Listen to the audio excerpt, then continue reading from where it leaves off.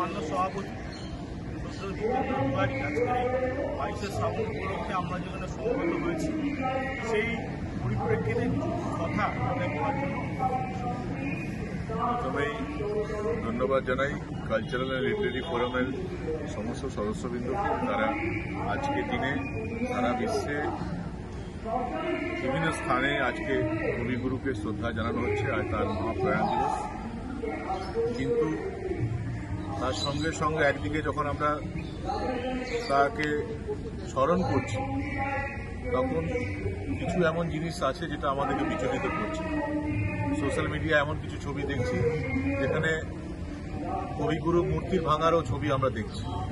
কিছু মৌলবাদী শক্তি এখনো আছে যারা চায় না যে কবিগুরু বেঁচে থাক, কিন্তু তারা জানে না যে মূর্তি ভাঙার মাধ্যমে কবিগুরুকে শেষ করা যাবে না।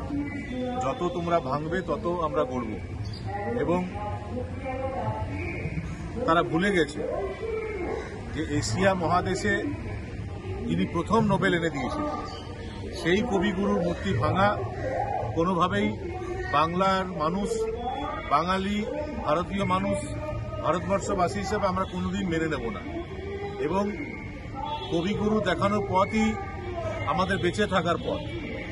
এবং তারা হয়তো চায় না, এই মৌলবাদী শক্তি যারা আছে তারা হয়তো চায় না যে পৃথিবীতে ভালোবাসা থাকুক, তারা ঘৃণার বাতাবরণ তৈরি করতে চায়। কিন্তু তাদেরকে মনে রাখতে হবে যে পৃথিবীতে ভালোবাসাটাই টিকে থাকবে, ঘৃণার কোনো স্থান এই পৃথিবীতে নেই। আমরা এই ধরনের ঘৃণিত কাজ যারা করছে তাদের তীব্র সমালোচনা করছি, ধিক্কার জানাচ্ছি এবং আসুন আহ্বান করছি সবাই মিলে কবিগুরু দেখানো পথেই আমরা এই সুন্দর পৃথিবী গড়ে তুলি, আমাদের রাজ্য গড়ে তুলি, আমাদের সমাজ গড়ে তুলি।